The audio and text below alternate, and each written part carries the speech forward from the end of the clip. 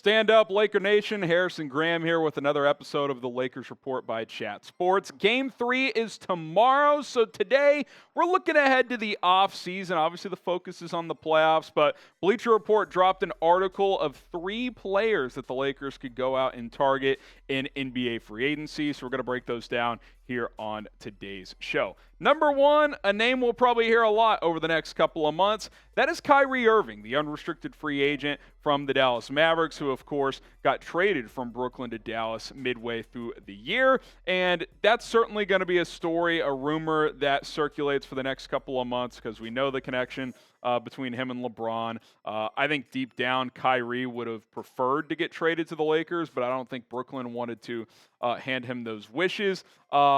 Is it super realistic? I don't know, but there are going to be rumors circulating around it until he, ink dries for him signing elsewhere. Obviously, the Mavs are going to push to re-sign him. I think they're the favorite right now, but do not rule out LeBron and LA making a strong push here. Now, Kyrie, even though the Mavs didn't win a ton with him the second half of the year, he played well, right? 27 points, 6 assists, shot 51% from the field, over 39% from three-point range. So he played some good basketball. Obviously, him and Luka Doncic still figuring out how to play together, so they're certainly going to do everything they can to keep him. But let's be honest, a Kyrie-LeBron reunion would be electric. I mean, it would be an awesome kind of last, you don't want to say end of career, but kind of final stage of LeBron's career for these two to reunite. Obviously, they did some good things in Cleveland together, none bigger than when they came back from 3-1 down to beat the Golden State Warriors in 7 games and win an NBA championship.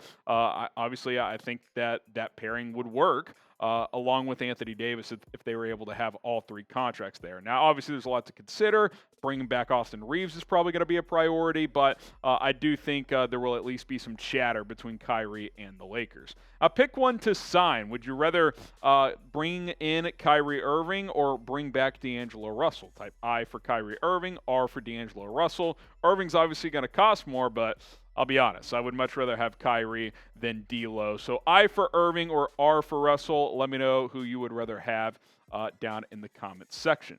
Today's show on the Lakers Report is sponsored by Underdog Fantasy, a brand new sponsor here on the channel. Underdog Fantasy is the premier destination for NBA fans looking to play fantasy sports for real money with a wide range of games, including daily drafts, season-long best ball, and player pick'em. Underdog Fantasy has something for everyone. Don't miss your chance to win big and experience their user-friendly platform, world-class customer service, and easy withdrawals. You can do all kinds of sports, NBA, MLB, NFL, but with the NBA playoffs on center stage, and obviously this being a Lakers channel, we're focusing on the NBA. Producer Coop and I made our picks for a couple of games coming up. Couple of Lakers picks I'll get to, but I did want to mention this Steph Curry number here as the Warriors get ready to play tonight. It's a must-win game. Draymond Green is out. I like higher than 36 points and rebounds combined. So what does that mean? If he drops 31 points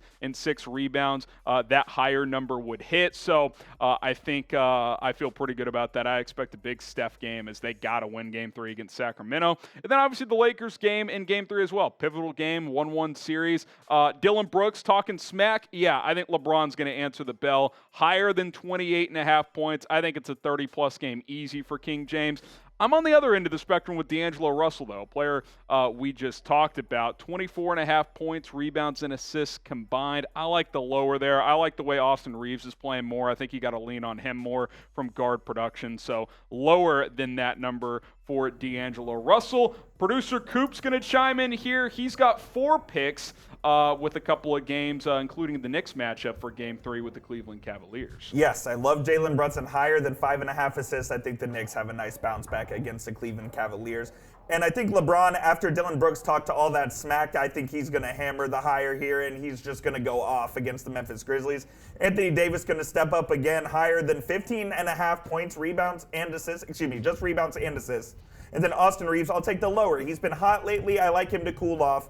Lower, 23.5 rebounds and assists. So we're both down on 2 Lakers guards with Austin Reeves and D'Angelo Russell. Again, get started with Underdog Fantasy. You're going to have a blast. Chatsports.com/Underdog Lakers. Promo code ChatLA. And guess what? They're going to match your deposit, double it. So you up to $100. You put down $100 when you sign up. They're going to give you an additional 100. You'll have 200 to play with. Plenty of money during the playoffs. You can throw down just $1 when you make these picks. So a lot of money to work with. Chatsports.com/Underdog Lakers. Promo code ChatLA. All right, keep it rolling here with these free agent targets. Cam Johnson, who's a restricted free agent with the Brooklyn Nets, he's been playing really well. I mean, Brooklyn obviously doesn't have that true kind of lead dog, right? So you're seeing guys like Cam Johnson and Mikal Bridges really expand what they're capable of. I think Johnson had like almost a 30-point game in Game 2 of their playoff series.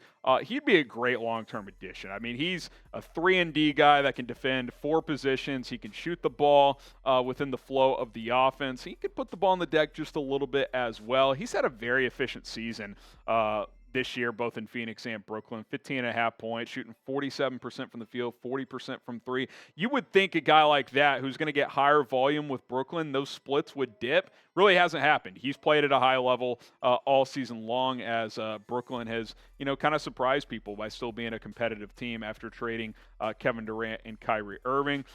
Cam Johnson and Vanderbilt, that would be a really fun duo, arguably the best in the league. I really don't think there's any doubt about that, so I would certainly be a fan. Bleacher Report had this to say about Cam Johnson, saying, while Johnson can and would feast on catch and shoot chances, he could also create some of his own opportunities. While he's primarily a power forward, he has seen some time at the 3, 4, and 5, and that versatility extends to both ends of the court.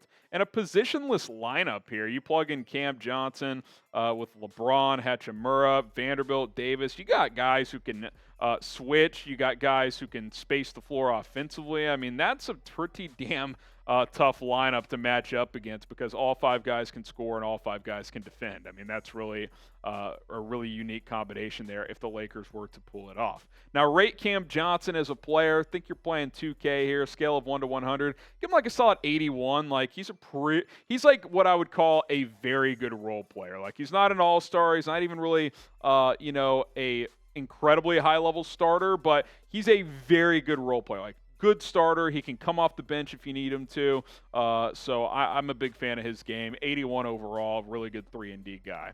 Subscribe to the channel if you want more Lakers coverage. We'll have more playoff discussion throughout the playoffs as well. Big Game 3 tomorrow night, so got to get that dub here. YouTube.com/@LakersTV.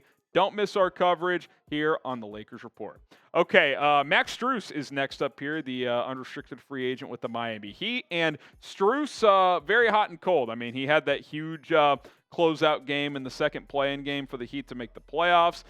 He can really get hot from three-point range, but he's very spotty there.